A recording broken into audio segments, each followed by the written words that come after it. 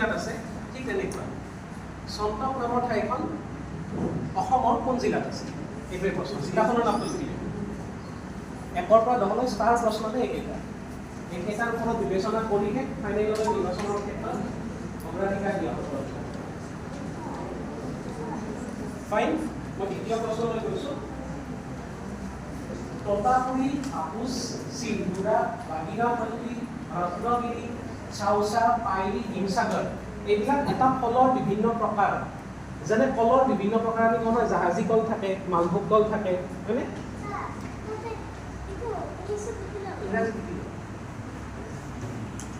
এইবিলাক কোনবিধ ফলৰ বিভিন্ন প্ৰকাৰ ফলটোৰ নামটো লিখিলে তোতাপুৰী হাপুচ সিন্ধুৰা বাগিনাপল্লী ৰত্নগিৰি চাউচা পাইৰি এণ্ড হিমসাগৰ আৰু বহুত আছে ভাৰতত ফলবিধৰ নাম কি আমি সদায় প্ৰায়ে দেখি থকা প্ৰায়ে খাই থকা ফল সদায় বুলি ক'লে ভুল হ'ব প্ৰায়ে খাই থাকোঁ প্ৰায়ে দেখি থাকোঁ তেনেকুৱা ফল এনেকুৱা নহয় যে মই কিৱি বা ড্ৰেগন ফ্ৰুইটৰ কথা ইয়াত আনি দিছোঁ আমি দেখি থকা খাই থকা ফল এবিধৰ বা আমাৰ বাৰীৰ পাছত থকা ফল এবিধ বুজি পোৱা নাই মই কি ফলৰ নাম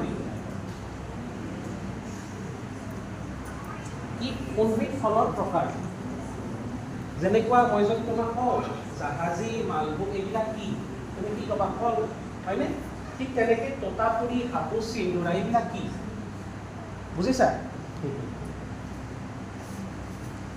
3 নম্বৰ প্ৰশ্নলৈ আগবাঢ়িছোঁ এইবাৰ পেৰিছ অলিম্পিকৰ মাৰ্চ পাষ্টৰ সময়ত লোৱা ফটো এইবাৰ পেৰিছ অলিম্পিক নদীত মাৰ্চ পাষ্ট হৈছিল দলবিলাকৰ এই দলটো কোনটো চিনাক্ত কৰিব দলটোৰ পতাকা এইখন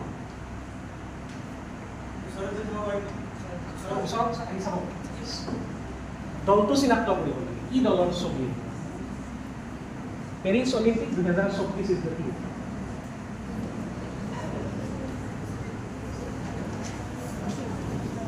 দলৰ নামটো তাত আছিল মই ঢাকি দিছোঁ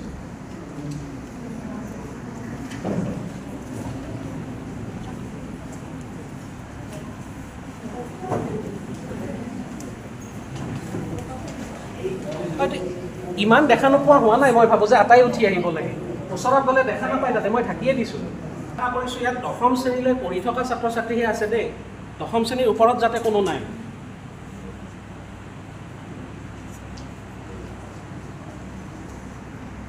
মই 4 নম্বৰ প্ৰশ্নলৈ আগবাঢ়িছোঁ মৃগ মানে কি আমি জানো হৰিণা মৃগয়া মানে মৃগ শব্দটোৰ শেষত ২৩টা আকাৰ লগাই দিছে মৃগ মানে যদি হৰিণা হয় মৃগয়া মানে কি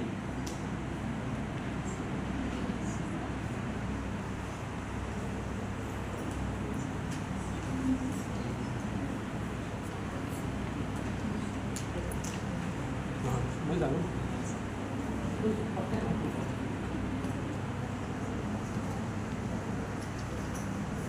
মৃগ মানে হৰিণা মৃগয়া মানে কি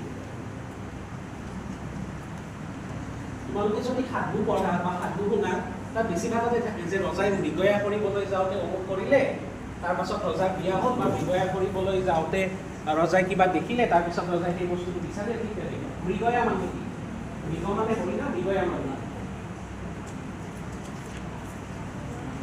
মই পিছৰটোলৈ যাম দে কুৱেশ্যন নম্বৰ 5 শেহতীয়া তথ্য এটা এগৰাকী ভাৰতীয় ধ্ৰুপদী নৃত্যৰ ইণ্ডিয়ান ক্লাছিকেল মিউজিকৰ ইণ্ডিয়ান ক্লাছিকেল ডান্সৰ এগৰাকী অভিনয়ী যোৱা 3 আগষ্টত তেওঁৰ মৃত্যু হৈছে তেওঁৰ মৃত্যুৰ খবৰ দেশৰ বা অসমৰ আগশাৰীৰ আটাইকেইখন বাতৰি কাকততে ছপা হৈছিল তেওঁ নৃত্যলৈ আগবঢ়োৱা অৱদানৰ বাবে 1968 চনত পদ্মশ্ৰী 2001 চনত পদ্মবিভূষণ আৰু 2016 চনত পদ্মবিভূষণ বঁটা লাভ কৰিছিল তেওঁ 1977 চনত সংগীত নাটক একাডেমী বঁটাৰে সন্মানিত কৰা হৈছিল যিদৰে গীতৰ ক্ষেত্ৰত লতা মংগেশকাৰ বুলি ক'লে সকলোৱে জানে অভিনয়ৰ ক্ষেত্ৰত অমিতাভ বচ্চন বুলি ক'লে সকলোৱে জানে ঠিক সেইদৰে ভাৰতীয় ধ্ৰুপদী নৃত্যৰ ক্ষেত্ৰত তেখেতক আটাইয়ে জানে বা জানিব লাগে তেওঁৰ নামটো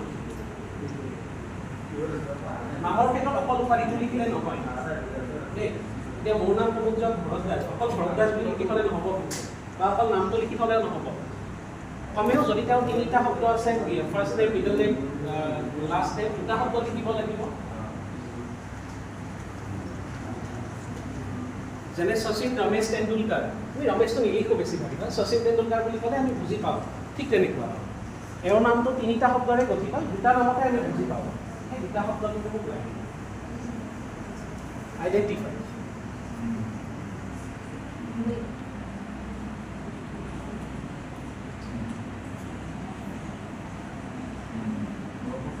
মই 6 নম্বৰলৈ যাম। ভাৰতৰ বুৰঞ্জী। এইগৰাকী মোগল সম্ৰাটে 1605 চনৰ পৰা 1627 চনলৈ তেওঁ অৰ্থাৎ তেওঁৰ মৃত্যুৰ সময়লৈ ৰাজত্ব কৰিছিল। তেওঁ আছিল 4ৰ্থগৰাকী মোগল সম্ৰাট, 4ৰ্থগৰাকী, এইটো ক্লু, এইটো সমাজ অধ্যয়নৰ কিতাপত আছে। এতিয়া কথাটো হ'ল তেওঁৰ নামটো পাৰ্চী ভাষাৰ পৰা অহা, আৰু পাৰ্চী ভাষাৰ নাম শব্দটো যদি আমি ইংৰাজীলৈ অনুবাদ কৰোঁ তেতিয়া অৰ্থটো হয় কনকাৰাৰ অফ দ্য ৱৰ্ল্ড, অৰ্থাৎ গোটেই জগতৰ বিজেতা বা গোটেই পৃথিৱীৰ বিজেতা। এতিয়া মোক ক'ব লাগে মই কোনগৰাকী মোগল সম্ৰাটৰ কথা কৈছোঁ, সেই মোগল সম্ৰাটগৰাকীৰ নামটো লিখি দিলে হ'ল। সমাজ অধ্যয়নৰ কিতাপ বুৰঞ্জী বিষয় 1605, 1627 আৰু 4ৰ্থগৰাকী মোগল সম্ৰাট।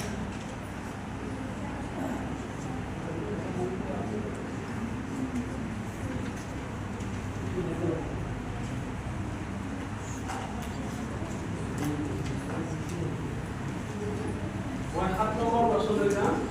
7 নম্বৰ প্ৰশ্নটো মই এতিয়া এৰি দিম।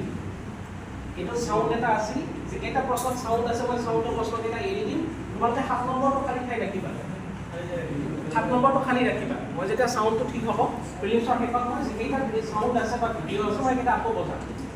7 নম্বৰটো খালী ৰাখিবা দেই। এইবাৰ 8ত যাম মই চিধা চিধা, বুজিছানে? 8 নম্বৰ। অসমত নৱবৈষ্ণৱ ধৰ্মৰ প্ৰৱৰ্তক বা বৈষ্ণৱ ধৰ্মৰ প্ৰৱৰ্তক বুলি ক'লে আমি 4গৰাকী মহৎলোকক বা 4গৰাকী বিখ্যাত ব্যক্তিক বুজোঁ। মই এই 4গৰাকী এগৰাকীৰ কথা কৈ আছোঁ। এইগৰাকীয়ে 4খন সত্ৰ স্থাপন কৰিছিল। সত্ৰ 4খনৰ নাম হ'ল বহৰী, মানেৰী, হৰিপুৰ আৰু কৈহাটী। তেওঁ এই 4খন সত্ৰ স্থাপন কৰিছিল। তেওঁ 2খন পুথি ৰচনা কৰিছিল। এই পুথি দুখনৰ নাম হ'ল শৰণ সংহিতা আৰু ভক্তিৰস তৰংগিতা। মই কোনগৰাকী ব্যক্তিৰ কথা কৈছোঁ? বৈষ্ণৱ ধৰ্মৰ প্ৰচাৰৰ বাবে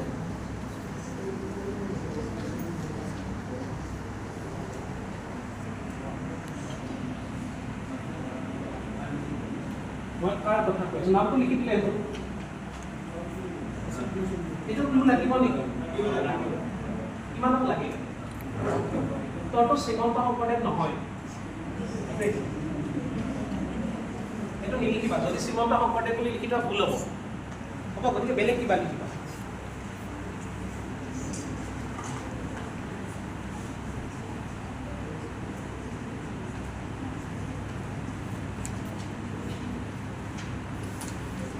মই 9 নম্বৰলৈ গৈছোঁ।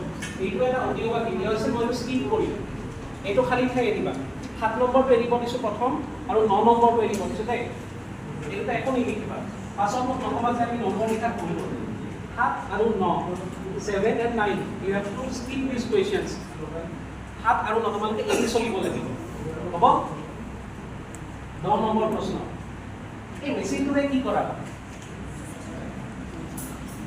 মেচিনটোৰে কি কৰা হয়? মেচিনটোৰ নামটো লিখিব নালাগে। মেচিনটোৰে কি কৰা হয়? কামটো লিখিব। নামটো লিখিলে নম্বৰ নোপোৱা দেই। কামটো কি কৰা হয় এই মেচিনটোৰে?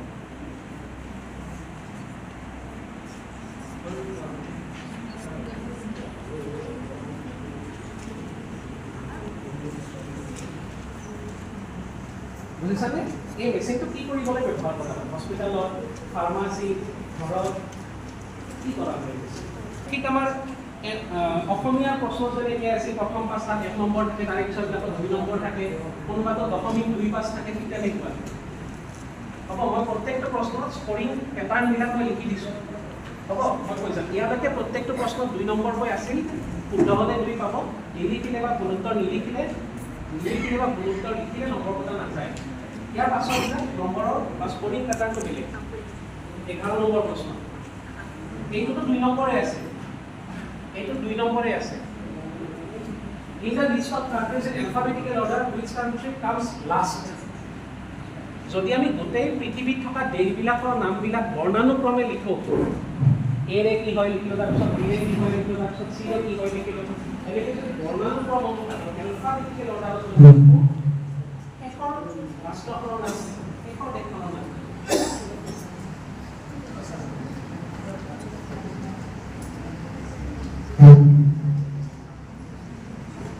মোক গান এটা বজাই চাবলৈ কৈছে, মই 7 নম্বৰটোৱে বজাই চাইছোঁ, হ'বনে? মই 7 নম্বৰটো বজাই চাম। এই ধৰণৰ কোৱালিটিতে বাজিব, হ'ব? মই 7 নম্বৰ প্ৰশ্নটো লৈ গৈছোঁ। 7 নম্বৰত এৰি গৈছিল আইডেণ্টিফাই দ্য ইনষ্ট্ৰুমেণ্ট। এই বাদ্যবিধ কি? অকল বাদ্যটোৰ নাম লিখিলেই হ'ল।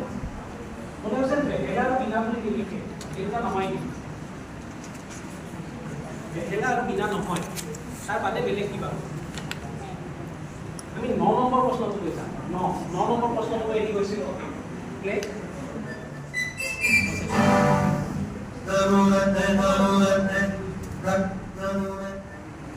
গীতটোত পুৰুষ কণ্ঠত কণ্ঠদান কৰিছে কিশোৰ কুমাৰে।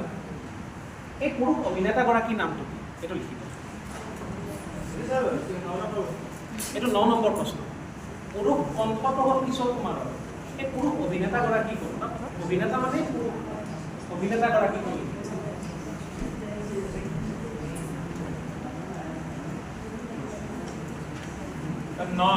এইটো 9 নম্বৰ প্ৰশ্ন আছে।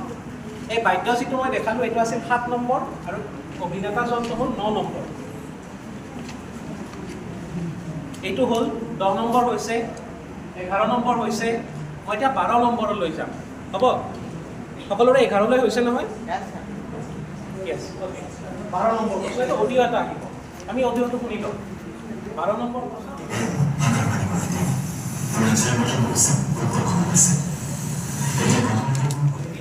ৰেডিঅ'টো কেতিয়াবা মানুহ চেঁচাই থাকে নহয়, বতৰ বেয়া, ঠিক তেনেকুৱাই হৈছে শুনিবৰ কাৰণে। ৰেডিঅ'ৰ বাতৰি, মই আকাশবাণী গুৱাহাটী কেন্দ্ৰত মাজে মাজে বাতৰি পৰিৱেশন কৰিবলৈ যাওঁ, আৰু মই বিশ্বাস কৰোঁ যে আকাশবাণী গুৱাহাটীয়ে অসমীয়া সংস্কৃতিৰ ধাৰাটোক ব্ৰহ্মপুত্ৰ নদীৰ নিচিনাকৈ সদায় অসমৰ মাজেৰে বৈ ৰাখিছে। সেইকাৰণে মই যিখন কুইজত কুইজ মাষ্টাৰ হ'ব বুলি তোমালোকে গম পোৱা, সদায় তাতে এটা বা দুটা ৰেডিঅ'ৰ প্ৰশ্ন থাকিব বুলি আগতে পঢ়া শুনা কৰি যাব, হ'ব? বিধিসন্মত সতৰ্কীকৰণ। আমি প্ৰশ্নটো চাওঁ।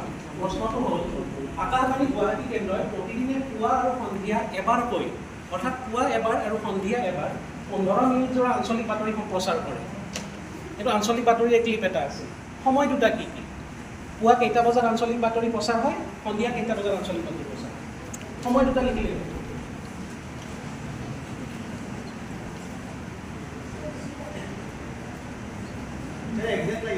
একজেক্ট ৰেডিঅ'ৰ সময় 6:52 6:52। আকাশবাণী গুৱাহাটী কেন্দ্ৰত আঞ্চলিক বাতৰি দিনটোত দুবাৰ প্ৰচাৰ হয়। কোন কোন সময়?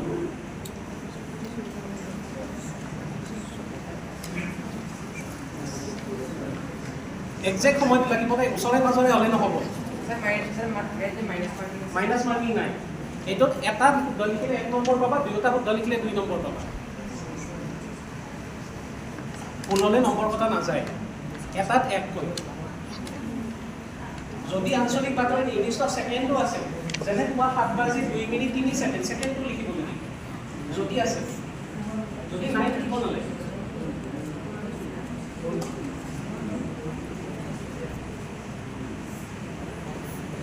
মই পিছৰ প্ৰশ্নটো লৈ যাম। এইটোতো 1 আৰু 1। প্ৰথম দিনা গ'ল, শেষৰ দিনা কুৱেৰি, মাজৰ দিনা কি আৰু উৎসৱটো কি? যেনে মই যদি কওঁ প্ৰথম দিনা সপ্তমী, শেষৰ দিনা নৱমী, মাজৰ দিনা কি, উৎসৱটো কি? উত্তৰটো হ'ব অষ্টমী আৰু দুৰ্গা পূজা। ঠিক তেনেকুৱা, প্ৰথম দিনা গ'ল, শেষৰ দিনা কুৱেৰি, মাজৰ দিনা কি, বা মাজৰ দিনটো কি বুলি কোৱা হয়, আৰু উৎসৱটো কি উৎসৱ? সেইকাৰণে মই 2 ৰাউণ্ড এটা ৰাখিছোৱেই। সেই উৎসৱটোৰ শেষৰ দিনটো কুৱেৰি বুলি কোৱা হয়।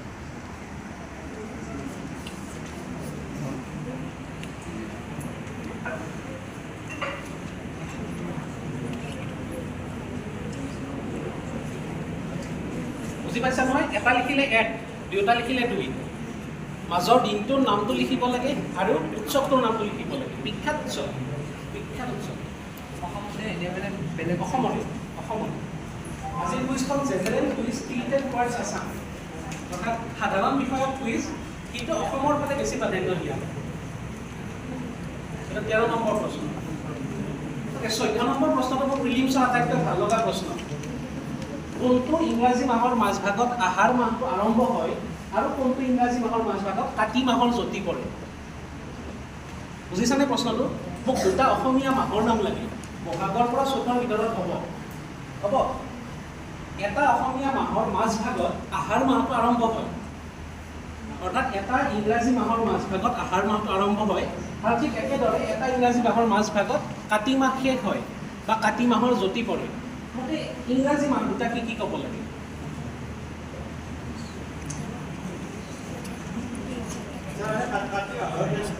কাতি মাহৰ শেষ কোনটো ইংৰাজী মাহৰ মাজত হয় আৰু আহাৰ মাহৰ আৰম্ভণি কোনটো ইংৰাজী মাহৰ মাজত হয়?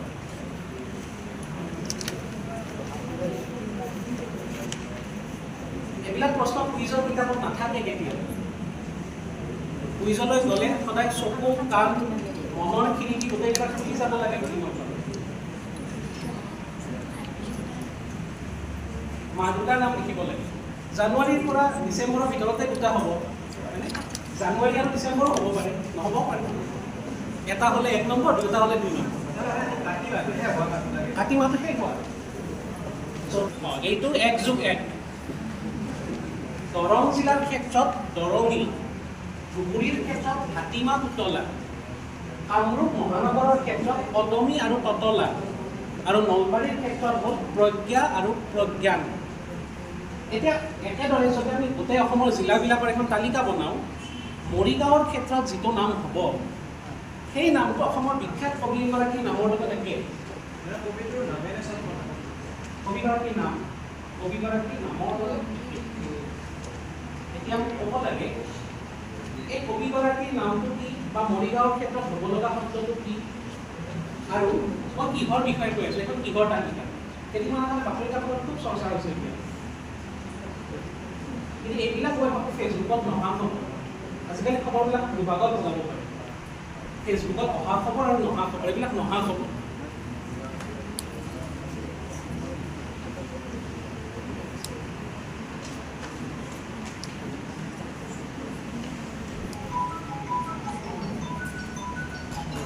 লগতে খুব চৰ্চা হোৱা বিষয় এটা আছিল, ভাৰতীয় সংবিধানৰ 3টা পুৰণি অৰ্থাৎ ব্ৰিটিছ যুগীয় 3টা ধাৰা সমাপ্ত কৰা হৈছে, 3খন আইন সমাপ্ত কৰা হৈছে আৰু সেই 3খন আইনৰ ক্ষেত্ৰত 3খন নতুন আইন প্ৰৱৰ্তন কৰা হৈছে। 1 জুলাই 2024 পৰা 3খন প্ৰৱৰ্তন কৰা হয়। যিকেইখন বন্ধ কৰা হ'ল সেইকেইখনৰ নাম হ'ল Indian panel code IPC 1860, criminal procedure code CRPC 1898 আৰু ইণ্ডিয়ান এভিডেন্স এক্ট 1872। এই 3খন বন্ধ কৰা হ'ল, এবলিষ্ট। 1 জুলাই 2024 পৰা 3খন নতুন আইন অনা হ'ল। তাৰে এখনৰ নাম হ'ল ভাৰতীয় নাগৰিক সুৰক্ষা সংহিতা, বাকী দুখনৰ নাম সম্পূৰ্ণ নামবিলাক লিখিব লাগিব।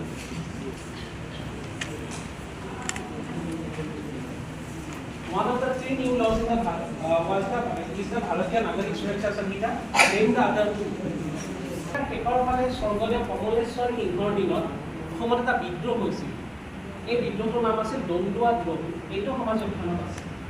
এই দণ্ডুৱা দ্ৰোহত ভূমিকা হৈছিল কামৰূপৰ দুগৰাকী ভাইয়েক ককাই। তেওঁলোকৰ নাম তেওঁলোক দুগৰাকীৰ নাম কি? এইটোতো এগৰাকীৰ নাম লিখিলে 1, দুগৰাকীৰ নাম লিখিলে 2। এইটো অসমীয়াৰ পাঠ্যপুথিত নাইবা সমাজ অধ্যয়নৰ পাঠ্যপুথিতো থকা প্ৰশ্ন। ভাইয়েক ককাইক দুগৰাকী কোন?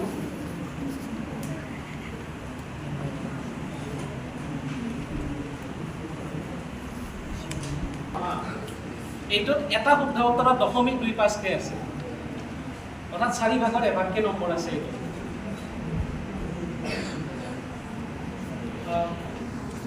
0.25, 0.50 নহয় দেই, 0.25 বুজিছানে? 4 ভাগত এভাগ। এইটো বিখ্যাত কবিতা এটা, আমি পাঠ্যপুথিত পুথিপাতত পঢ়ি আহোঁ। পুৰণি আমাৰ গাঁওখনতি পুৰণি গছাই পৰা ডাল কৰি কৰি ফল ফুল লাগে, কত পাও তল কৰা। আচলতে কত পাও তল কৰা হ'ব লাগিছিল। এতিয়া মোৰ প্ৰশ্নটো হ'ল, এই কবিতাটোত 4বিধ পাচলিৰ নাম আছে। এই পাচলিৰ নাম 4টা ইয়াত আছে। চালত ডেছ ডেছ ডেছ ডেছ, ভঁৰালত জহা ধান, গোহালিত গৰু পুখুৰীত মাছ বাৰীত তামোল পাণ পাচলি চাৰিবিধ কি কি ওচৰতে চাব পাৰিবা পাচলি চাৰিবিধ কি কি এটা মুঠা উত্তৰত 0.25 আই ৰিপিট 4/1 স্কুল কুইজ লেপটপটো নাজানিবা দেই এইটো চোৱাতে চোৱা এইটো এটা ৱেব ছিৰিজৰ কথা ৱেব ছিৰিজ বুজি পোৱা নহয় OTT যিবিলাক চাব পাৰি এই ৱেব ছিৰিজখনৰ প্ৰথমতে ভবা হৈছিল যে আমি নামটো দিম SDO চাহেব প্ৰথম পৰিচালকে ভবা নামটো আছিল SDO চাহেব পৰিচালকে এটা সাক্ষাৎকাৰত কৈছিল যে মই দূৰদৰ্শনৰ বিখ্যাত যিবিলাক ধাৰাবাহিক আছিল যেনে মালগুটি ডেইজ তেনালী ৰামা স্বামী এইবিলাকৰ পৰা মই ইনস্পিৰেশ্যন পাইছোঁ মই অনুপ্ৰেৰণা পাইছোঁ আৰু পাই মই এটা ৱেব ছিৰিজ নিৰ্মাণ কৰিবলৈ লৈছোঁ নিৰ্মাতাগৰাকীৰ নাম হ'ল দীপক মিশ্ৰ কিন্তু SDO চাহেব নামত ইয়াক মুকলি কৰা নহ'ল কিবা এটা বেলেগ নাম দিয়া গ'ল and the rest is history বাকীখিনি ইতিহাস ইট ৱাজ এ ব্লকবাষ্টাৰ মই ক'ব লাগে মই কোনখন ৱেব ছিৰিজৰ কথা এইটো ফেচবুকত অহা হয় এইটো ফেচবুকত অহা বাতৰি বা গুগলত কেতিয়াবা স্ক্ৰল কৰি থাকিলে অহা বাতৰি স্ক্ৰল কৰি থাকিলে চাই থাকিলে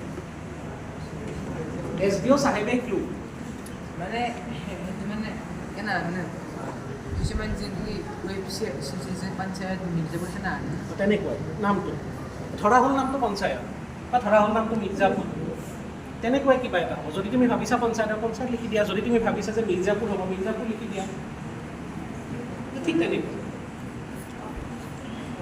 just right down the full form of APSC APSC সম্পূৰ্ণ অৰ্থটো কি কুইজত অহা বেছিভাগ ছাত্ৰ ছাত্ৰীয়ে ডাঙৰ হৈ APSC চাকৰি ল'ব খোজে ACS বিষয়া হ'ব খোজে দাসাৰ বডি আছে ভাৰতীয় প্ৰশাসনিক সেৱাৰ বিষয়ে APSC সম্পূৰ্ণ অৰ্থটো এইটো ইংৰাজীতে লিখিব লাগিব অসমীয়া লিখিলে নহ'ব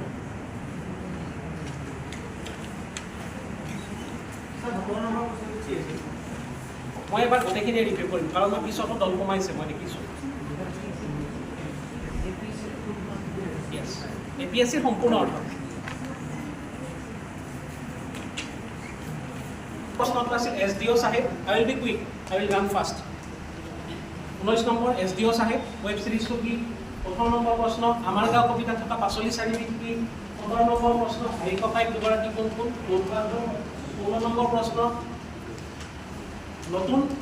নতুন আইন দুখনৰ নাম কি 15 নম্বৰ প্ৰশ্ন মৰিগাঁৱৰ ক্ষেত্ৰত কি হ'ব আৰু মই কিহৰ কথা কৈ আছোঁ 14 নম্বৰ প্ৰশ্ন আহাৰ আৰু কাটি 13 নম্বৰ প্ৰশ্ন গোম কুৱেৰী উৎসৱ আৰু মাজৰ দিনটো 12 অল ইণ্ডিয়া ৰেডিঅ' গুৱাহাটীৰ আকাশবাণী গুৱাহাটী কেন্দ্ৰৰ আঞ্চলিক বাতৰি প্ৰচাৰৰ সময় দুটা কি কি 11 নম্বৰ প্ৰশ্ন বৰ্ণানুক্ৰম অনুসৰি শেষখন দেশৰ নাম কি 10 নম্বৰ প্ৰশ্ন এই মেচিনটোৰে কি কৰা হয় 9 নম্বৰ প্ৰশ্নত গান এটা বাজিছিল অভিনেতাজনৰ নামটো কি মই সুধিছিলোঁ 8 নম্বৰ প্ৰশ্ন নৱবৈষ্ণৱ ধৰ্মৰ লগত জড়িত কোনে ভক্তিৰ তৰংগিনী কিতাপখন ৰচনা কৰিছিল 7 নম্বৰ প্ৰশ্ন বাদ্যযন্ত্ৰবিদ কি 6 নম্বৰ প্ৰশ্ন চতুৰ্থগৰাকী মোগল সম্ৰাটৰ নাম কি 5 নম্বৰ প্ৰশ্ন নৃত্য প্ৰতিযোগীগৰাকী কোন 4 নম্বৰ প্ৰশ্ন মৃগয়া মানে কি 3 নম্বৰ প্ৰশ্ন দলটো কি 2 নম্বৰ প্ৰশ্ন ফলবিধ কি আৰু 1 নম্বৰ প্ৰশ্ন চম্পক কোন জিলা ভিজুৱেল ইকুৱেশ্যনছ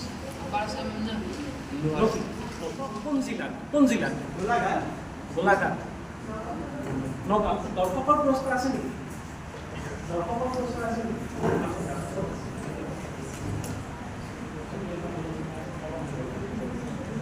আপুনি কৈছে নগাঁও শিৱসাগৰ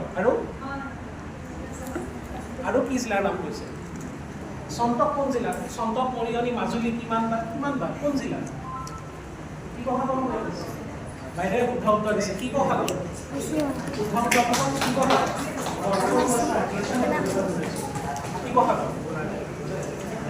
শিৱসাগৰ লিখিলে 2 নম্বৰ শিৱসাগৰ লিখিলে 2 নম্বৰ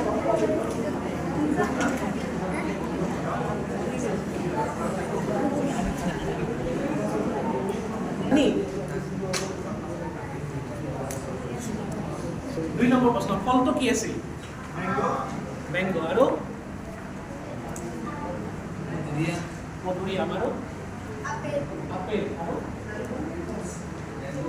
মেংগো হয় আম বা মেংগো আম লিখিলে হ'ব মেংগো লিখিলে হ'ব 2 নম্বৰ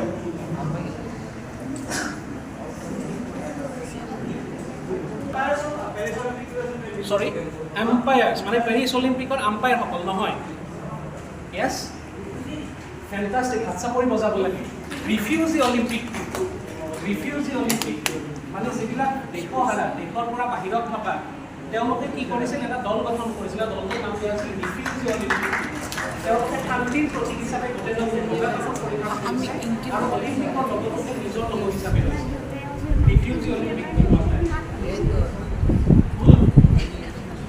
আৰচি বুলি লিখিছে আৰচিক মই ৰাজ্য নকৰিম কোনটো দলে আৰচি বুলি লিখিছে মই আৰচি বুলি ক'লে মই ৰাজ্য নকৰোঁ কাৰণ আৰচিটো চব আৰচি বিভিন্ন অৰ্থ হ'ব পাৰে ৰাছিয়াৰ অলিম্পিক টিমো হ'ব পাৰে আৰচি হয়নে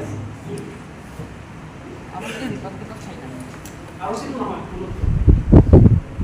4 নম্বৰ প্ৰশ্ন মৃগয়া মানে কি হান্টিং দ্য ডিয়াৰ্ছ মানে হৰিণা চিকাৰ আৰু বেলেগ অভিধানত বেলেগ ধৰণে আছে কিছুমান অভিধানত আছে পশু চিকাৰ কিছুমানত আছে হৰিণা চিকাৰ কিছুমানত আছে অকল চিকাৰ গতিকে গোটেইকেইটা উত্তৰে মই হান্টিং ফৰ চিকাৰ শব্দত থাকিলে হ'ব চিকাৰ শব্দটোৱে কি ৱৰ্ড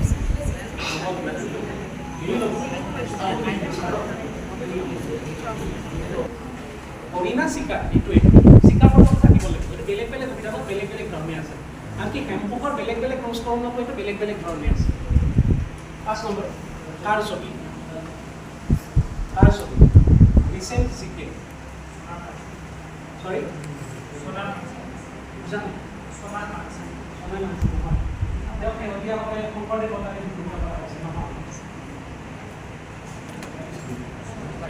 উত্তৰটো হ'ল য়ামিনী কৃষ্ণ লিখিছা কোনে লিখিছা ফেণ্টাষ্টিক যামিনী কৃষ্ণমূৰ্তি অকল কৃষ্ণমূৰ্তি লিখিলে নহয় অকল যামিনী লিখিলে নহয়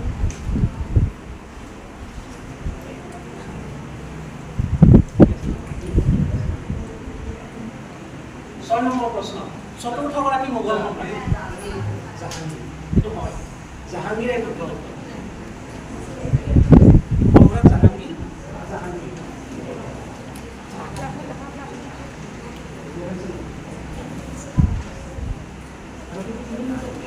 কি আছিল সৰব আৰু সীতা আৰু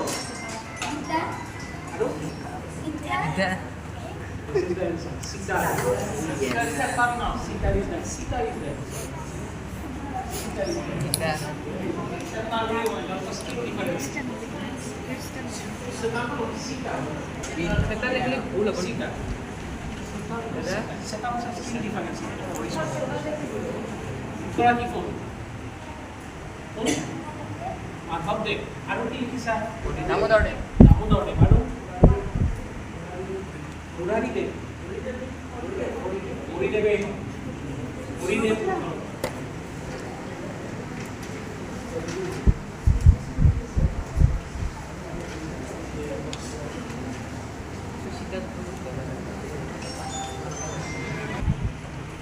9 নম্বৰ প্ৰশ্ন অভিনেতাগৰাকী কোন আছিল কিশোৰ কুমাৰে গানটো গাইছে কিশোৰ কুমাৰে অভিনয় কৰিছে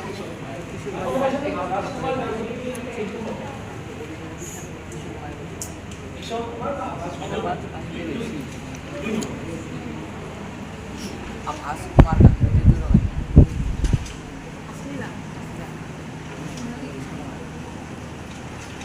এই মেচিনটোৱে কি কৰা ডায়াবেটিস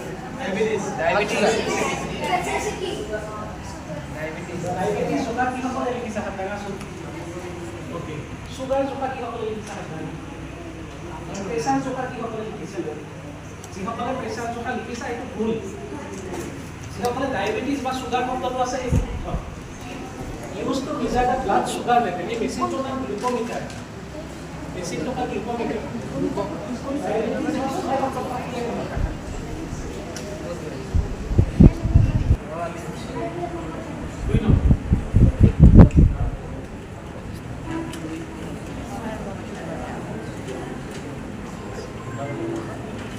গুৱাহাটী কেন্দ্ৰৰ সময় দুটা কি কি দুয়োটাই ভুল। পুৱা 7টা গধূলি 6টা ভুল। পুৱা 7টা পুৱা 7টাত আৰু গধূলি 7টা গধূলি 7টাত ভুল। 6:45 তোমাৰ পৰা গধূলি আৰু পুৱা 8টা বজাত ভুল। আৰু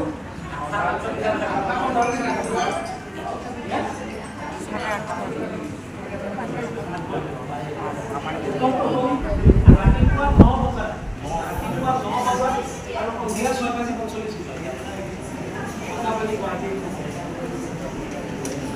কেতিয়াবা যদি 9 বজাত ৰাষ্ট্ৰপতি অভিভাষণ থাকে, প্ৰধানমন্ত্ৰীৰ ভাষণ থাকে, তেতিয়া 8:45 আগুৱাই দিয়ে। কেতিয়াবা যদি ৰাষ্ট্ৰপতি ভাষণ থাকে, কেতিয়াবা প্ৰধানমন্ত্ৰীৰ ভাষণ থাকে, কেতিয়াবা মন কী বাতৰ বিশেষ অসমীয়া ভাষণ থাকে, কেতিয়াবা 8:45 আগুৱাই দিয়া হয়। কিন্তু 9 বজাত আৰু 6:45 এটাটো কি ফাকুৱা লিখিলেও আৰু মই গ্ৰাহ্য কৰিম আৰু দৌল উৎসৱ বা দেউল বুলি লিখিলেও হ'ব। মোৰ দেউল এইটো বৰপেটা আৰু মাজৰ দিনা কি মাজৰ দিনা বৰদৌল আৰু বৰপেটাৰ দৌল এইটোৱে এক আৰু এক। কোনোবাই দেউল বুলি লিখিলে হ'ব, দৌল লিখিলেও হ'ব বা দৌল উৎসৱ লিখিলে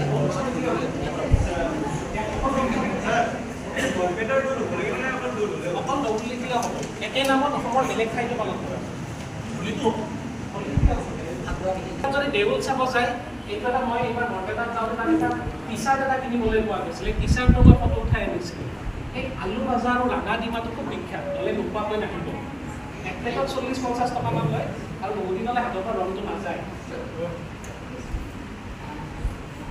6 নম্বৰ প্ৰশ্ন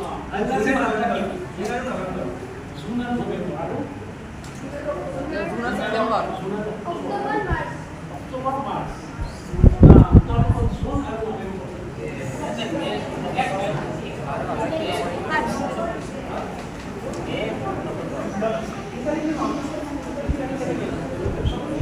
এটা দলে 3টা মাৰৰ নাম লিখিছে আৰু এটা শুদ্ধ বুলি কাৰ্য শব্দটো কি হয়? চৰি কবিগৰাকী হীৰেণ ভট্টাচাৰ্য, মানে মৰিগাঁৱৰ ঠাই হীৰেণ ভট্টাচাৰ্য হ'ব বা হীৰেণ হ'ব।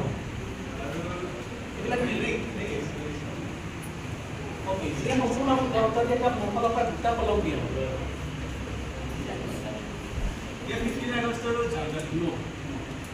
এইটো হ'ল শেহতীয়া আজি লোকসভাৰ নিৰ্বাচন অনুষ্ঠিত হ'ল। তাত প্ৰতিখন জিলাৰ একোটা অংক প্ৰতীক দিছিল, প্ৰতিখন জিলাৰ একোটা মেস্কট আছিল। আৰু মৰিগাঁৱৰ মেস্কটটোৰ নাম হ'ল অমূল্য। কবিগৰাকী আছিল অমূল্য বৰুৱা। আৰু মই কৈ আছোঁ অংকৰ প্ৰতীকবিলাকৰ অমূল্য আৰু লোকসভা নিৰ্বাচনৰ মেস্কট বা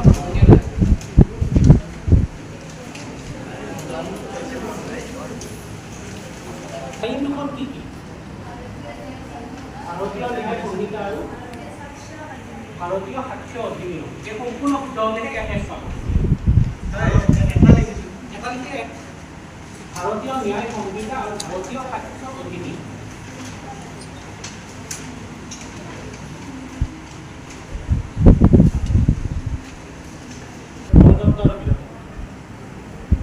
গণতন্ত্ৰ আৰু বীৰত্ব এটা হ'ল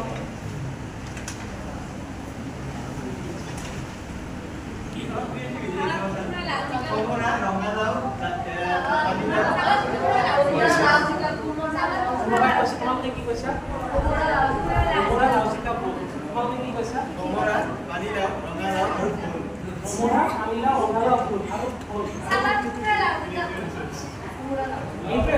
তাৰ বাদে একো কাৰ্য নহয়। চালক কোমোৰা লাও জিকা ভোল এই চাৰিটা ৰঙালাও পানীলাও নহয়। কবিতাটোত যি আছে সেয়াহে হ'ব। চালক কোমোৰা লাও জিকা ভোল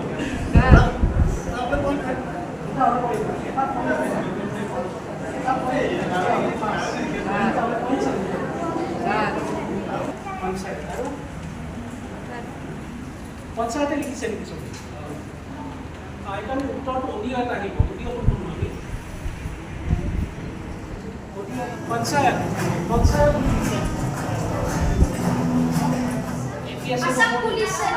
আসাম পুলিচ সাৰ্ভিস নহয়, আসাম পাব্লিক সাৰ্ভিস কমিশন।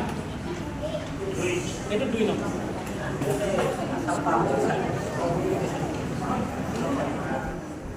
তোমালোকে দেখিছা ইয়াত বেলেগ বেলেগ পৰীক্ষকে পৰীক্ষা কৰিছে, সকলোৱে হয়তো কুইজৰ লগত জড়িত নহয়, হয়নে? গতিকে মই নম্বৰবিলাক কাট অফ ঘোষণা কৰাৰ পাছত কোনোবাটো দলৰ যদি আপত্তি থাকে, নিজৰ স্ক'ৰ শ্বীটখন চাব খোজে, তেওঁ বিনা দ্বিধাই মোক ক'লে চাব পাৰিব।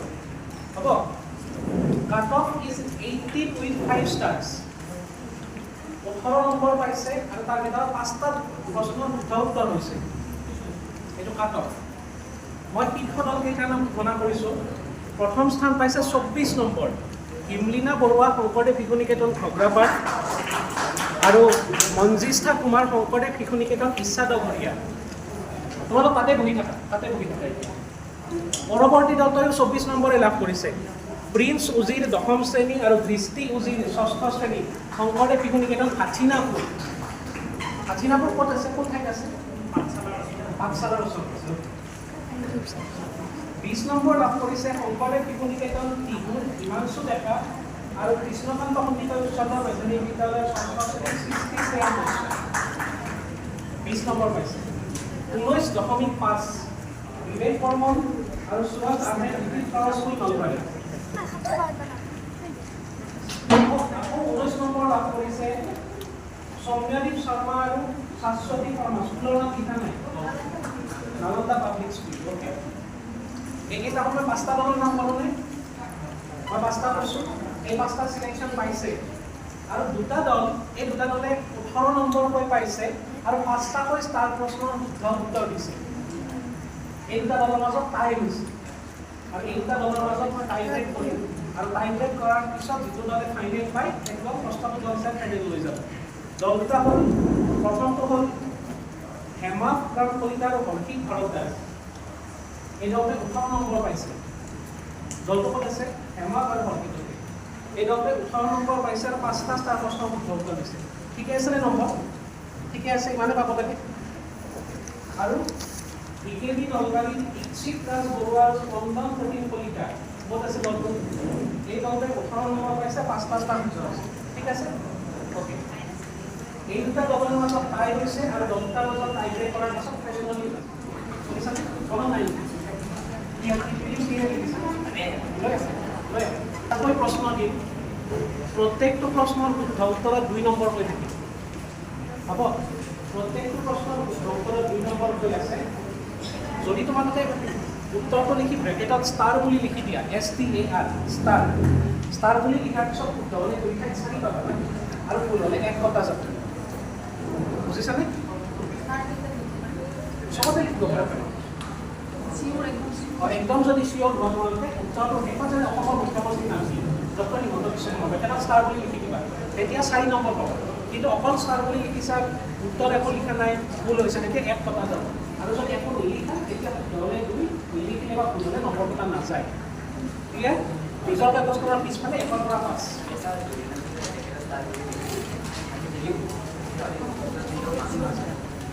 কিন্তু ষ্টাৰ বুলি লিখি কটাকটি নকৰিবা, একদম ক্লিয়াৰলি লিখিব। হ'ব?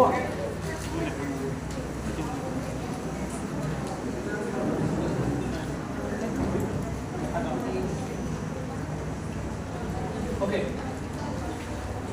প্ৰথমটো প্ৰশ্ন, মই এটা বাক্য ক'ম, তোমালোকে যুদ্ধখনৰ নাম লিখিব লাগে। হ'ব? বাক্যটো হ'ল বাৰীৰ পিছৰ পুখুৰী সিঁচিলেও 10-12 জন মানুহক চিঙিয়ে বিন্ধে। এইখনটো যুদ্ধখনৰ নাম। প্ৰথম প্ৰশ্ন, বাৰীৰ পাছৰ বা বাৰীৰ পিছৰ হ'ব লাগে, বাৰীৰ পাছৰ পুখুৰী সিঁচিলেও 10-12 জন মানুহক চিঙিয়ে বিন্ধে। এইখনটো যুদ্ধ। এই যুদ্ধখন বা ৰণখনৰ নাম বা ৰণখন ক'ত হৈছিল লিখিব লাগে। প্ৰথম প্ৰশ্ন। বুজিছানে?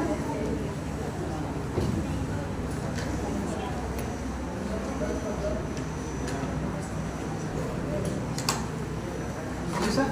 অ'কে, অসমৰ যুদ্ধ, স্পেচিফিকেলি যুদ্ধখনৰ নাম লিখিব লাগে, একদম স্পেচিফিক হ'ব লাগিব। এতিয়া মই কৈছোঁ শৰাইঘাট যুদ্ধ বুলি লিখি দিলে নহয়। শৰাইঘাটৰ যুদ্ধ বিভিন্ন ঠাইত হৈছে, সেই স্পেচিফিক ঠাইখনৰ ভাৰত বুলি লিখি দিলে নহয়। যেনে অসমৰ দিছপুৰৰ যুদ্ধ, একদম তেনেকৈ লিখিব লাগে। 2 নম্বৰ প্ৰশ্ন, বেঘনী সেৱাপুৰ মানে কি? ৰামধেনুৰ 7টা ৰং, হয়নে? বেঘনী সেৱাপুৰক ইংৰাজীত ভিপজিঅৰ বুলি কোৱা হয়। সেই ভিপজিঅৰৰ আইটোৱে কি ৰং? আই, ইংৰাজী ৰংটোৰ নাম আই।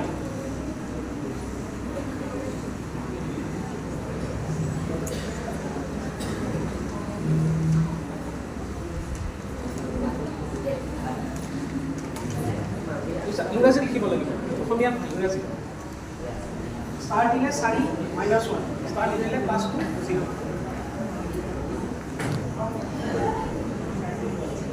3 নম্বৰ প্ৰশ্ন শুনিবা দে 3 নম্বৰ প্ৰশ্ন 2020 চনৰ ফেব্ৰুৱাৰী মাহত যিমান ঘণ্টা আছিল বুজিছানে 2020 চনৰ ফেব্ৰুৱাৰী মাহটোত মুঠ যিমান ঘণ্টা আছিল তাৰ পৰা যদি আমি 2019 চনৰ ফেব্ৰুৱাৰী মাহৰ মুঠ ঘণ্টাটো বিয়োগ কৰোঁ কিমান লাগিব total hours in February 2020 minus total hours in February 2019 is equal to how many hours?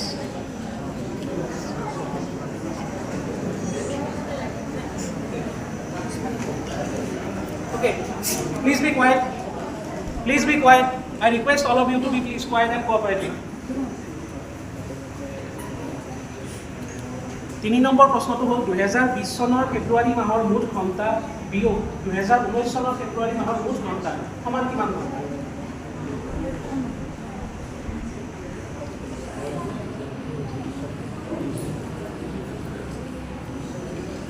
চাৰি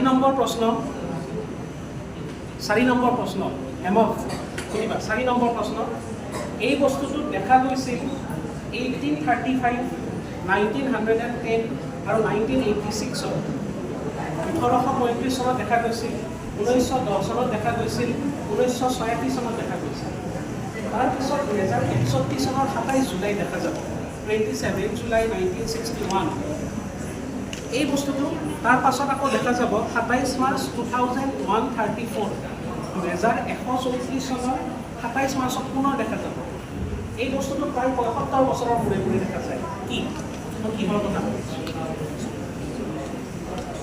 1835 1910 1986 2061 27 জুলাই 2034 বানান আছে আৰু 27 মাৰ্চ মই কিহৰ কথা কৈ আছোঁ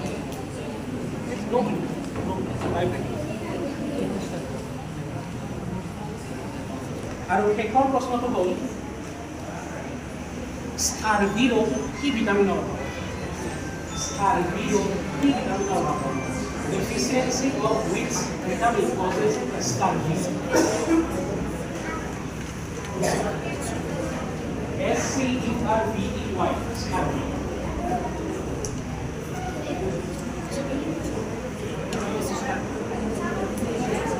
কুৱেশ্যনটো কি আছিল প্ৰথম প্ৰশ্ন কি আছিল বাৰীৰ পিছৰ পুখুৰী সিঁচোতেও 10-12জন মানুহক টিঙিয়ে বিন্ধে যুদ্ধখন কি অডিয়েন্সে কভাৰ কি যুদ্ধ ওকে অডিয়েন্স আলাবৰ যুদ্ধ আলাবৈৰণ ধন্যবাদ আলাবৈ যুদ্ধৰ কথাখিনি কোনে কাক কৈছিল লাচিত বৰফুকনক ফেণ্টাষ্টিক এইটো শুদ্ধ হৈছেনে এইটো কি লিখিছে একো লিখা নাই কাটি দিয়া 0 কি লিখিছে ওকে 2 নম্বৰ প্ৰশ্নটো আছিল ফিবজিঅৰক আইয়ে কি বুজায় ইণ্ডিগো ষ্টাৰ 4 পাব 4 number 4 okay IndiGo 4 okay 3 number প্ৰশ্নটো কি আছিল 3 নম্বৰ প্ৰশ্নটো আছিল 2020 চনৰ ফেব্ৰুৱাৰী মাহৰ মুঠ ঘণ্টা বিয়োগ 2019 চনৰ ফেব্ৰুৱাৰী মাহৰ মুঠ ঘণ্টা সমান কিমান ঘণ্টা 14 ঘণ্টা ওকে 24 ঘণ্টা শুদ্ধ কাৰণ এইটো লিপিয়াৰ বছৰ এদিন বেছি আছে এদিন মানে 24 ঘণ্টা তোমালোকে কি লিখিছা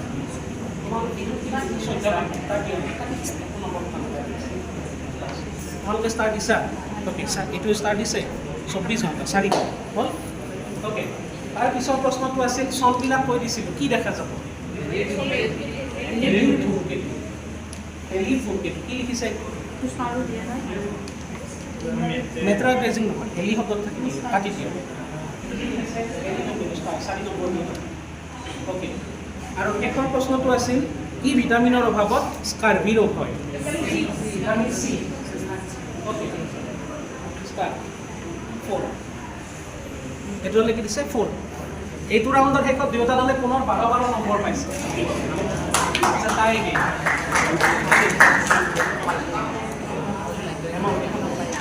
এই নিয়ম 5টা প্ৰশ্ন অনুগ্ৰহ কৰি তোমালোকে মনে মনে থাকিবা প্লিজ বি কোৱাইট হ'ল ওকে আকৌ 5টা প্ৰশ্ন একে নিয়ম হ'ব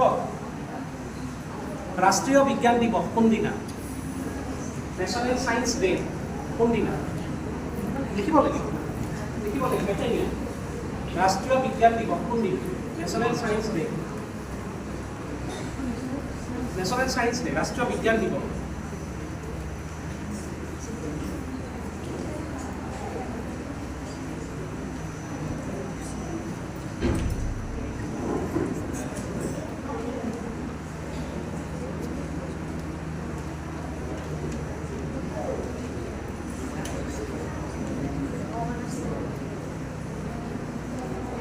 হল ওকে নেক্সট ওয়ান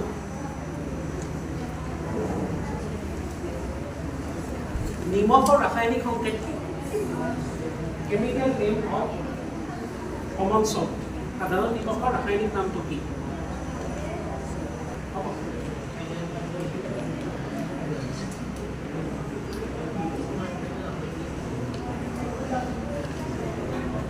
হল নেক্সট ওয়ান মানুহৰ দেহৰ সৰ্ববৃহৎ অংগটোৰ নাম কি লাৰ্জেষ্ট অৰ্গেন অফ হিউমেন সাহিত্য সভাৰ প্ৰথম অধিৱেশনৰ সভাপতি কোন আছিল অসম সাহিত্য সভাৰ প্ৰথমখন অধিৱেশনৰ সভাপতি কোন আছিল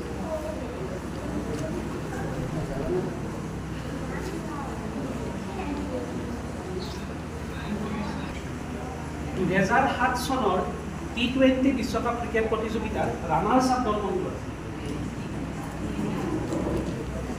2007 চনৰ T20 মেন্স T20 পুৰুষৰ T20 ক্ৰিকেট ৱৰ্ল্ড কাপৰ ৰানাৰ্ছ আপ দল কোনটো আছিল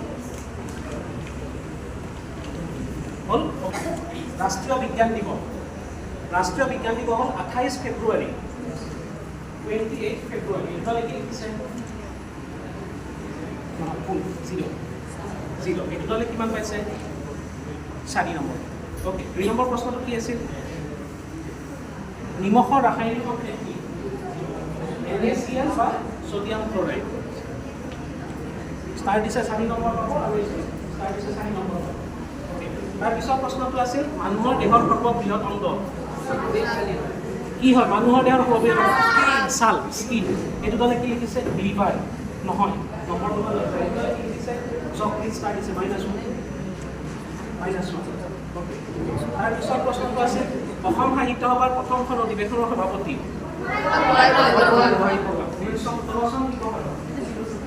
ষ্টাৰ দিয়া নাই 0 ষ্টাৰ দি লিখিছে 4 আৰু শেষৰটো আছে T20 world cup 2007 Pakistan star দিলে 4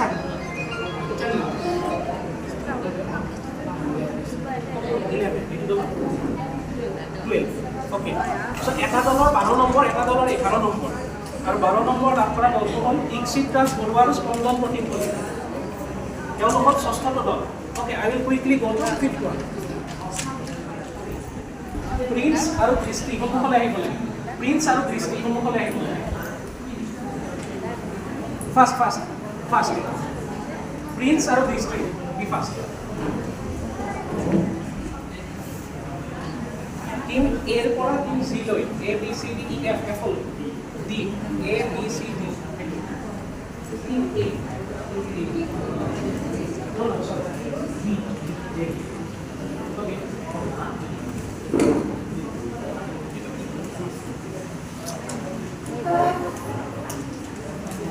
this time Bograpar and Issa Dogori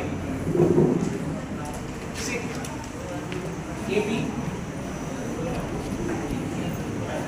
A C C next thing Himanshu and Srishti Tihu and Vishnukanta Hotika Sada Madhyamik Himanshu and Srishti তোমালোকে কোনটো দল ল'বা C আৰু D নাই A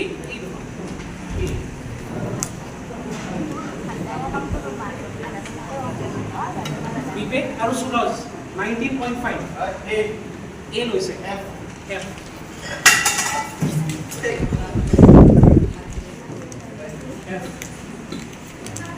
সম্মিলিত আৰু শাশ্বতী বি আৰু ই বাকি আছে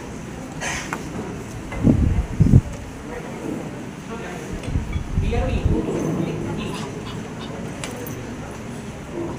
আৰু ইক্সিত আৰু স্পন্দন এইটো হ'ল এক্সিডাল স্পন্দন পি